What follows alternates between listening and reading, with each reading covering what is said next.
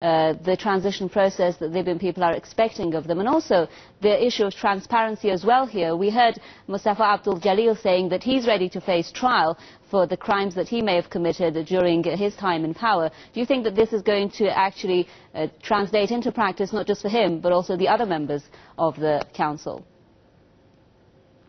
First of all, I would like to say that Gaddafi ruined Libya. It's not true that he developed Libya, he found it a ruined state, then he developed it. The opposite is true. Libya in 1969 was developing very well indeed, and Gaddafi ruined everything.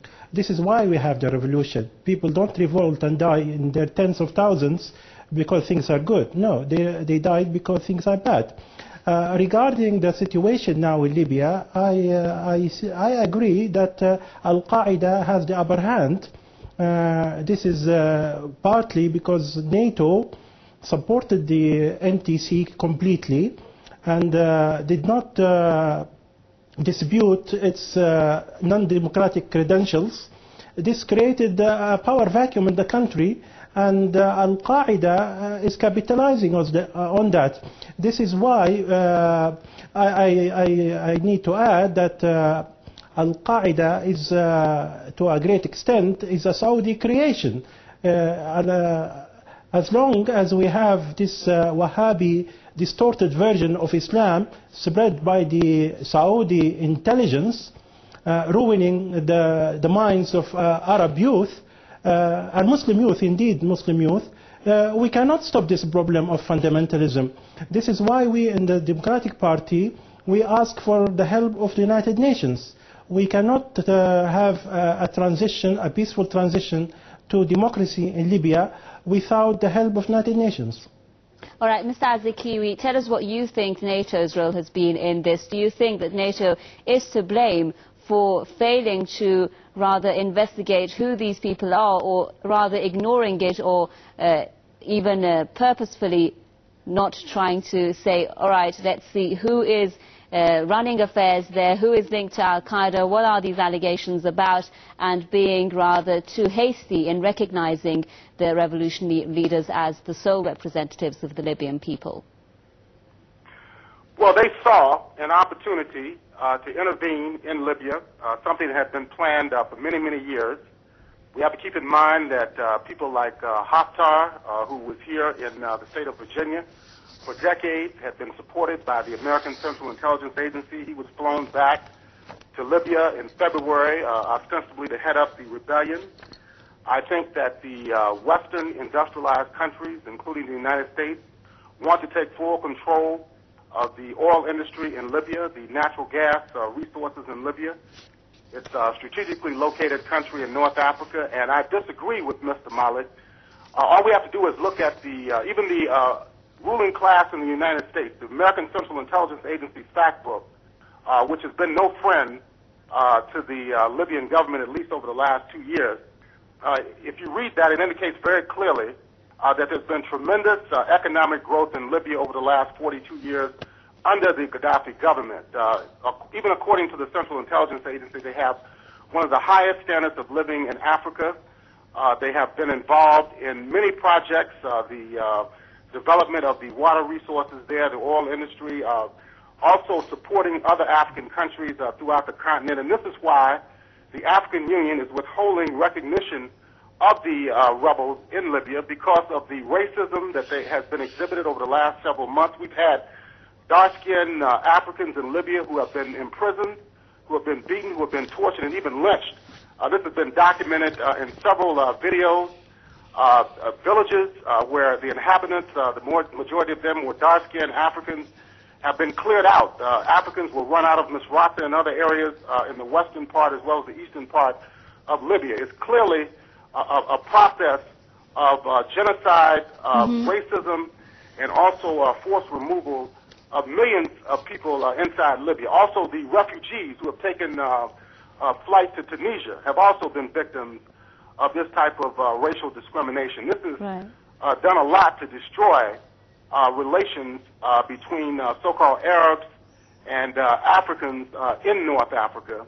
And this is a process that's part and parcel of the same U.S. Africa Command the Pentagon plans to reconquer and neo-colonize areas throughout North Africa and throughout the entire African continent. They have other countries that have been targeted as well in this whole process. So I do believe very firmly that this is a plot on the part of NATO to seize control of the resources of Libya for the pure benefit of the ruling classes, the banks and the oil industries that are based here in the United States as well as Western Europe. Let's just make something clear here. The idea that the West is after a plot for Libya's resources does raise a lot of questions about how good a dictator, how bad a dictator Gaddafi was, or even if he was good for the Libyan people or not. I'd like to make it clear, Dr. Tarpley, if you could respond to the point made there by Mr. Malek, that people were in fact fed up with Gaddafi's regime, that the reason why they initially started this revolution was because they didn't feel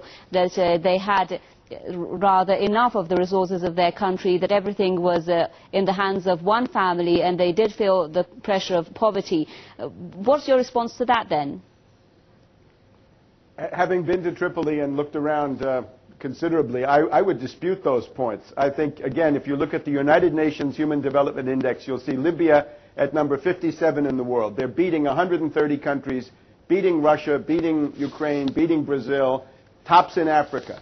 It's hard to argue with that kind of a statistic. On the other side, we look at the mechanics of this rebellion. It was started in London and Paris November 2nd with the signature of a secret treaty last year, Operation South Mistral. That was supposed to be a drill. The drill went live, as so often happens. The bombing then became real on the 19th of March.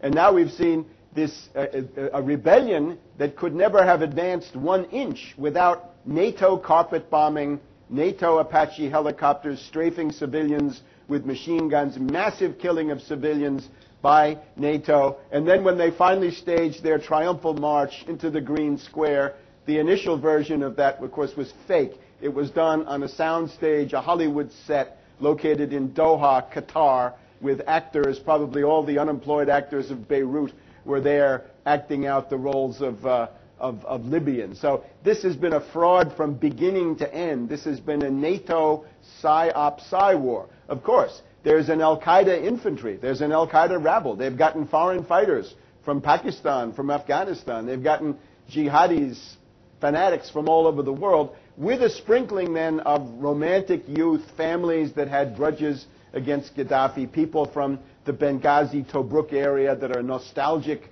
for the monarchy of King Idris, reactionaries, adventurers of all sorts. So this is now what it is. Looking ahead, though, we're going to see the UN General Assembly. I'm wondering whether this new government, if that's what we call it, the Jibril Jalil operation, will they recognize Israel when we get to the vote? If they get into the UN General Assembly, when the vote on the Palestinian state comes up, will Jalil and Jibril vote with the U.S., who are going to veto it and block it, or will they vote for the Palestinian state? So all kinds of interesting questions. Okay. Will it be Royal Dutch Shell and BP? Will it be Total? Will it be ExxonMobil running the country? Those are the questions that now arise, because it sure won't be Libyans. All right, Mr. Malek, your response to that. There is a suggestion that the media portrayal of the war in Libya has been, to some extent, one-sided, effectively covering or hiding the reasons why Western powers would not want Gaddafi to remain in power, and that the intervention is now leaving the French and Spanish and Italian companies rather than the Chinese and Russian companies in first place to invest in Libya's oil.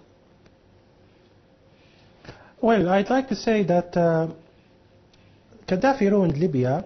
I don't know where your guests are getting their statistics from. I don't know whether it's a good idea to deceive people like that. UN Human Development what I would like to say, what I'd like to add, is that Gaddafi has done something which he was very successful in, and that is by giving our wealth, our oil wealth, to people all over the world.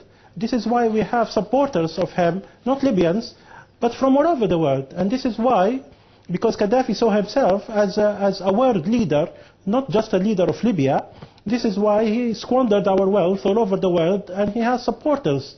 Now, all over the world, we see that, for example, we see the African mercenaries fighting for him in Libya because he gave them money. He's been spending his money, our money, in Africa. We have mercenaries fighting for him from Eastern Europe. We have mercenaries fighting for him from South America. We Libyans have never benefited from our wealth under Gaddafi. The suffering of Libyan people is imaginable. Mr. Malik, I have to stop your you, guests are saying is just deceiving. Because we've run out of time. I'm extremely sorry for that. Mr. Sabri Malek, spokesman of the Libyan Democratic Party, joining us there live from London. A big thank you as well to Dr. Webster Tarpley, author and historian in Washington. And on the line from Detroit with us was Mr. Abayomi Azikiwe, editor of Pan-African Newswire. Thanks so much for staying with us. From me, Homa Lesgi, and our team here in Tehran, it's goodbye.